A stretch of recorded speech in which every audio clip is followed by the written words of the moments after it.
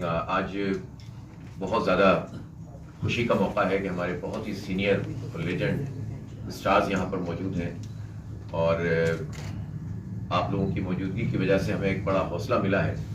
Sports کا شعبہ ایسا ہے کہ جس پہ باتیں ٹی وی پر جب ظاہر یہ ہے بھائی اس پر تبصرہ کر رہے ہوتے ہیں اور کھلاڑی آ کر بات کر رہے ہوتے ہیں، تو اس وقت تک تو لوگ سنتے ہیں، اور چونکہ میچ چل رہا ہوتا ہے تو اس میچ کے اوپر کمنٹس ہوتے ہیں، یا میچ ہونے والا ہوتا ہے اس پر بات ہوتی ہے، لیکن بہت ہی زیادہ جسے کہتے ہیں نا کہ اگنور کیا ہوا یہ شعبہ ہے جس پر کوئی بات نہیں کرتا، اور پولیٹیکل پارٹیز کے ایجنڈے میں تو یہ بات بالعموم ہوتی ہی نہیں ہے کہ وہ اسپورٹس کے حوالے سے بھی کوئی اپنا ویژن رکھتے ہوں۔ ہو سکتا ہے کسی منشور میں 4 جملے لکھ دیے جاتے ہوں۔ جماعت اسلامی اس پہ بہت سیریسلی اس مسئلے کو دیکھتی ہے، اور ہم یہ سمجھتے ہیں کہ بالکل یہ درست بات ہے جو اصلاح بھائی بھی فرما رہے تھے کہ اگر کھیل کے میدان ویران ہو جائیں گے تو ظاہر اسپتال آباد ہوں گے، اور اگر کھیل کے میدان آباد ہوں گے تو اسپتالوں میں رش کم ہو جائے گا۔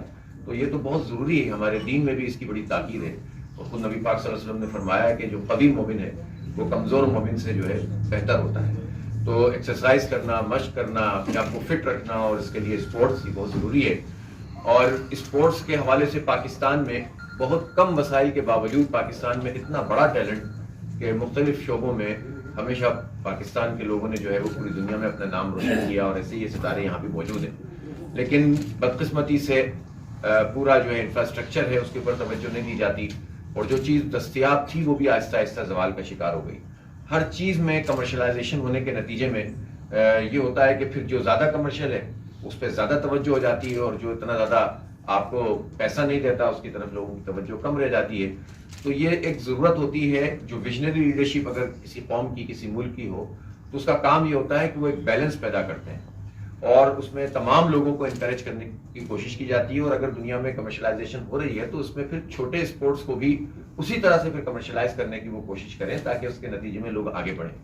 اب ہم اپنے شہر کو دیکھیں، اتنے بڑے بڑے کھلاڑی یہاں سے پیدا ہوئے، ہمارے پوری یہ محمد برادران جو ہماری جو ہے خدمت کرتے رہے پورے پاکستان کی، ساجد بھائی یہاں پر موجود ہیں، خود ہماری یونس بھائی نے انہی گلیوں میں، انہی محلوں میں کرکٹ کھیلی، بلکہ انہوں نے بتایا کہ تو ہاکی بھی بہت اچھی کھیلتے تھے، اور اصلاح بھائی کرکٹ بہت اچھی کھیلتے تھے۔ تو اس طرح جو ہے یہ لوگ آگے بڑھے۔ اسی طرح ہمارے فٹ بال کے، ہمارے باکسنگ کے، ہمارے جو ہے وہ مختلف ٹینس کے جو اسٹارز ہیں، چھوٹے چھوٹے وسائل کے ساتھ انہوں نے جو ہے وہ کام کیا، محنت کی، اور آگے بڑھے۔ تو یہ ٹیلنٹ موجود ہے، لیکن اس ٹیلنٹ کو کیسے آپ آگے بڑھائیں گے؟ اس کا ایک طریقہ ہے کہ آپ بالکل گراس روٹ لیول کے اوپر اس کام کو کریں۔ بالکل ٹھیک بات ہے کہ پرائیویٹ اسکولز میں تو جگہ ہی نہیں ہوتی ہے۔ اب اگر ہم یہ کہیں کہ ان پرائیویٹ اسکولوں کو بند کر دیں تو جو کام سرکار کے کرنے کا ہے، تعلیم دینے کا، وہ تو سرکار کر نہیں رہی۔ اب اگر کسی درجے میں یہ پرائیویٹ اسکولز اب یہ کام کر رہے ہیں تو ہم اس کو صرف اس بنیاد پہ کیسے ختم کر دیں کہ ان کے پاس گراؤنڈ نہیں ہے؟ یہ ضرور ہے کہ یعنی کوئی نہ کوئی ایسی قانونی طور پر بھی چیز ہونی چاہیے کہ کسی ادارے کو کھلنے کے لیے اس کے پاس ایک اسپیس ہونی چاہیے، کیونکہ تصور نہیں ہونا چاہیے کسی اسکول کا بغیر کھیلنے کے، یا گراؤنڈ کے، یا کوئی پارک کے، تاکہ جو ہے وہ بچے تھوڑا سا ان کا ذہن بھی بڑا ہوتا ہے، ویژن بھی بڑا ہوتا ہے، اور ایک ڈبے کے اندر پڑھنے والے بچوں کا ویژن بھی چھوٹا ہوگا۔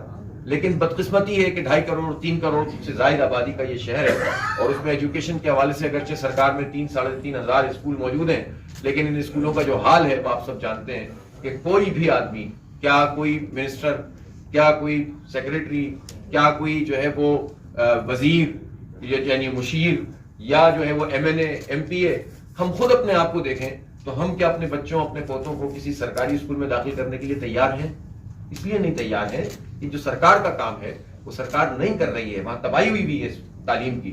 تو ظاہر سی بات ہے کہ جہاں پر وسائل ہیں، جہاں گراؤنڈز ہیں، جہاں بلڈنگز ہیں، پورے صوبے میں ہمارے 49,000 اسکول ہیں، 49,000 اسکول ہیں۔ 49,000 اسکول میں سے کوئی ایک اسکول بھی ہماری گورنمنٹ نہیں بتا سکتی جہاں پر لوگ بڑے قابل فخر انداز میں اپنے کسی بچے کو داخل کریں۔ 525 یلو اسکول ہیں جن میں سے 50 بائبل ہیں، باقی سارے کوئی بھینس کا وہ ہو گیا تو کوئی یہ سب چل رہا ہے۔ تو اب آپ بتائیں کہ جب سرکار اس کام کو نہیں کرتا تو پھر لوگ پرائیویٹ ایجوکیشن کی طرف جاتے ہیں، اور وہاں پر پھر یہ مسئلہ پیدا ہوتا ہے کہ وہاں پر جو ہے وہ آپ کو یہ ساری فیسلٹیز نہیں ملتی۔ تو یہ بحثیت مجموعی ایک شعور پیدا کرنے کی ضرورت ہے کہ جہاں اسکول موجود ہیں، یہ ضرور ہے کہ جو اسکولوں کی بلڈنگیں ہیں ان میں بالعموم گراؤنڈ ہوتا ہے سرکاری اسکولوں میں۔ اگر ہم یہ تحریک لے کر چلیں گے کہ ہم تعلیم کو بھی اور اسپورٹس کو بھی، جو ہم پیسے دیتے ہیں اپنی حکومت کو، یعنی 177 ارب روپے کا صحت کا بجٹ ہے, 173 ارب روپے کا, اور 277 ارب روپے کا تعلیم کا بجٹ ہے صوبہ سندھ کا, صرف صوبہ سندھ 277 بلین روپیز. 277 ارب روپے کے بجٹ میں سے کتنا اسکولوں پہ لگ رہا ہے؟ تو یہ سب سے بڑی خدمت ہے کہ آپ اس کے لیے آواز بنیں اور ایک شعور لوگوں کے اندر پیدا کریں کہ ہمارے بچوں کا یہ حق ہے کہ ان کو سرکاری تعلیم ملے اور اچھی ملے اور معیاری ملے اور کھیل کے میدان ملے. تو اسی سے جو ہے وہ بات آگے بڑھے گی. پھر ان اسکولوں میں پہلے انٹر اسکول ٹورنامنٹ جو ہے وہ بہت باقاعدگی سے ہوتے تھے, اچھے جو ہے وہ اس میں کمپٹیشن ہوتے تھے. آہستہ آہستہ یہ تقریباً ختم ہو گئے. اس کو اجاگر کرنا چاہیے, اس پر آواز بننا چاہیے, سب لوگوں کو بات کرنی چاہیے. انٹر کالجز کے جو ٹورنامنٹ اچھے ہوتے تھے وہ نہیں ہو رہے. یونیورسٹیز کے لیے کوئی یعنی لگے پہلے جو ہے وہ باقاعدہ اسپورٹس کا کوٹا ہوتا تھا. ٹھیک ہے, اس کوٹے کو غلط استعمال کیا جاتا تھا, لیکن رولز اینڈ ریگولیشن بن سکتے ہیں نا. اور جب ٹیمیں سامنے آئیں گی تو خود بخود انتظامیہ کے اوپر دباؤ ہوگا کہ اگر انہوں نے اچھے پلیئرز نہیں لیے ہوئے تو وہ خود بخود جو ہے وہ پتہ چل جائے گا کہ جو ہے وہ ٹھیک طریقے سے کوٹا یوٹیلائز نہیں ہو رہا.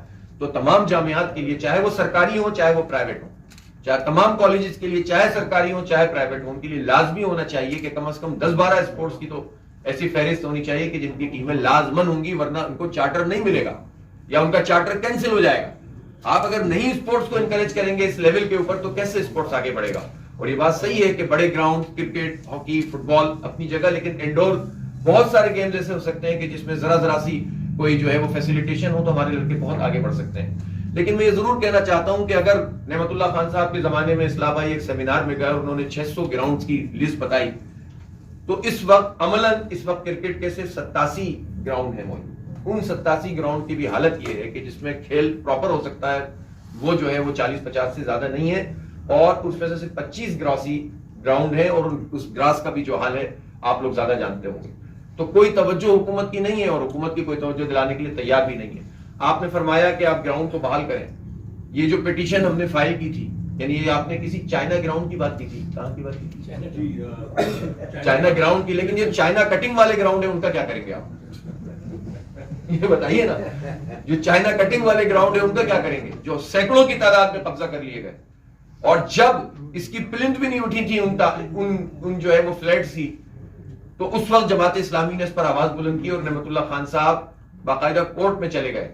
انفارچونیٹلی اس وقت آج یہ جو ہمارے جسٹس حضرات نسلہ ٹاور گرا دو, بم سے اڑا دو, اور یہ کر دو اور وہ کر دو کی باتیں کرتے ہیں, اس وقت ان کا حال یہ تھا کہ یہ کیس چلانے کے لیے تیار نہیں ہوتے تھے, ڈرتے تھے, خوف کھاتے تھے, اور دیکھتے ہی دیکھتے یہاں پر تعمیرات ہو گئی. اب مسئلہ یہ ہے کہ اگر ان جو بنے ہوئے فلیٹ ان کو اٹھا کر پھینک تو نہیں سکتے آپ.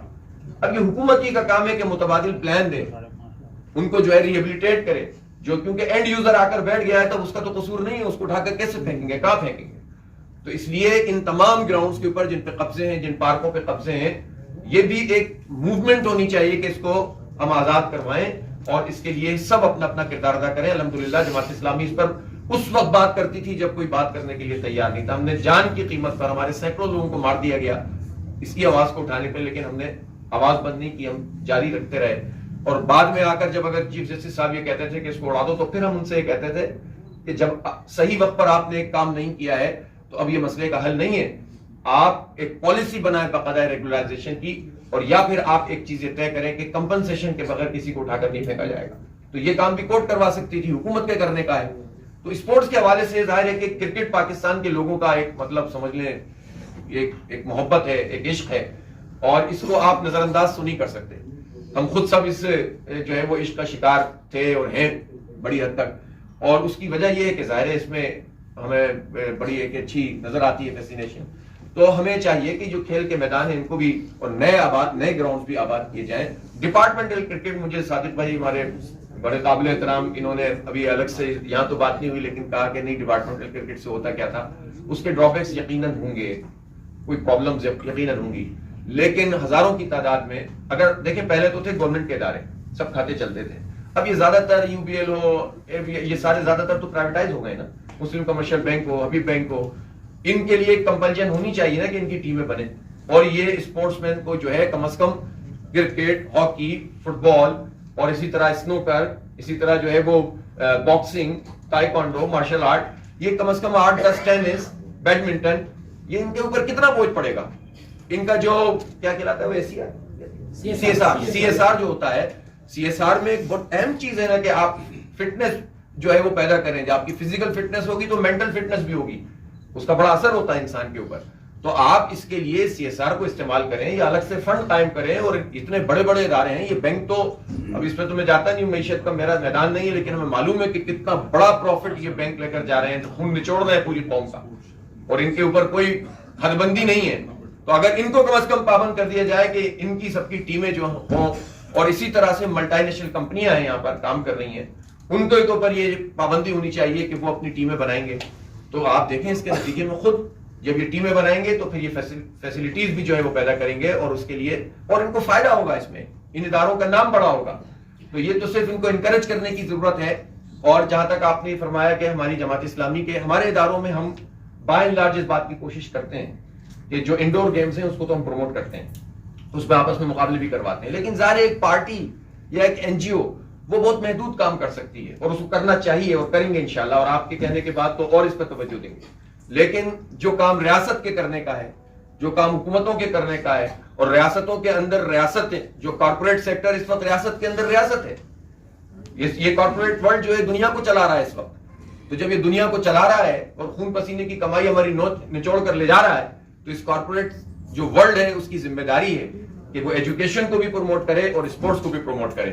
اور اگر وہ نہیں کر رہا تو ہمیں دباؤ ڈالنا چاہیے, ویسے یعنی شہری کے, سول سوسائٹی کے, پولیٹیکل پارٹیز کے. پولیٹکس کا مطلب صرف زندہ باد مرد آباد, گرانا اٹھانا, عدم اعتماد لانا, اس کو اٹھا کے پھینک دو, ادھر سے اچھل کے ادھر چلے جاؤ, ادھر سے اچھل کے ادھر چلے جاؤ.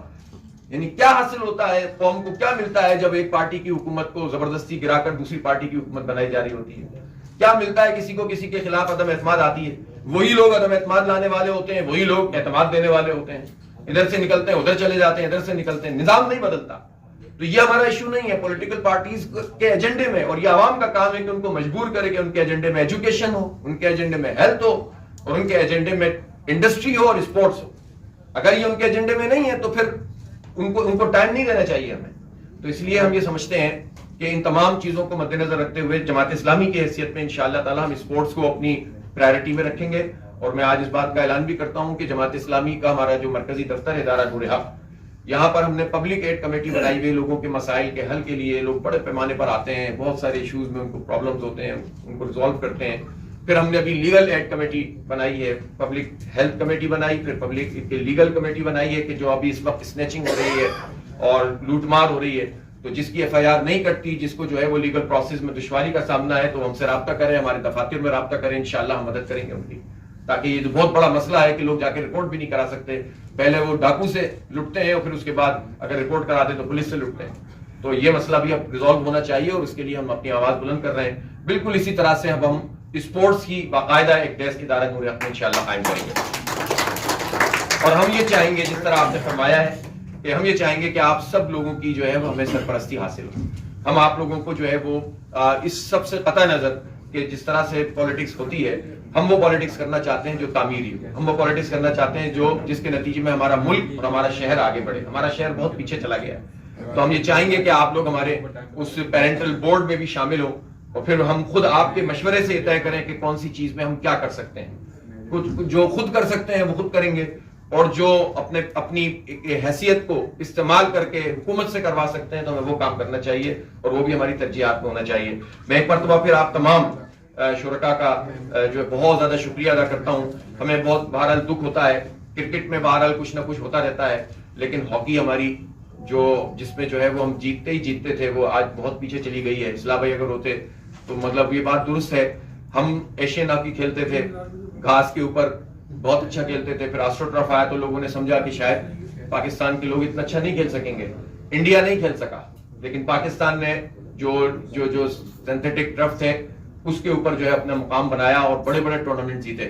لیکن بعد میں جب رولز میں تبدیلی ہوئی اور یا آف سائڈ کے اور فلاں کے رولز تبدیل ہوئے, تو اس میں پھر ہم لوگ کمپیٹ نہیں کر سکے. اور اس کی وجہ ٹریننگ ہے, اور اس کی وجہ پرائرٹی ہے, اور اس کی وجہ ترجیح ہے کہ ہاکی جو ہمارا نیشنل گیم ہے اس کے ساتھ ہم کیا سلوک کر رہے ہیں. تو بہرحال ہمیں اس طرح اگر اس کو آپ اچھا کریں گے تو خود بخود لوگ ہاکی کی طرف بھی جائیں گے, اور اس میں بھی کمرشلائزیشن شروع ہو جائے گی. بہت ساری باتیں ہیں کرنے کی, بس یہ ہے کہ آغاز کرنا پڑے گا, آگے بڑھنا پڑے گا انشاءاللہ تعالی. جماعت اسلامی آپ کو یقین دلاتی ہے کہ اس پوزیشن میں بھی کہ جبکہ ہمارے پاس کوئی حکومت نہیں ہے, ہم اپنے حصے کا کام کریں گے, لیکن اگر آپ لوگوں کے تعاون سے کم از کم اس شہر میں جماعت اسلامی کو میئرشپ مل گئی تو ہمارے جو پرائرٹیز ہیں اس میں یہ سپورٹس ہوگا انشاءاللہ.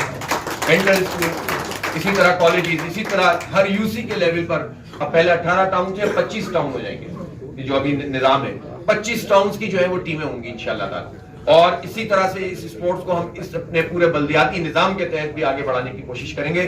بس ہمارا آپ لوگوں سے یہی درخواست ہے کہ آپ ہم سب کے دست و بازو بنیں، ہماری سرپرستی کریں تاکہ یہ تعمیر کا اور ترقی کا سفر آگے بڑھ سکے. بہت بہت شکریہ. آپ کو دعوانا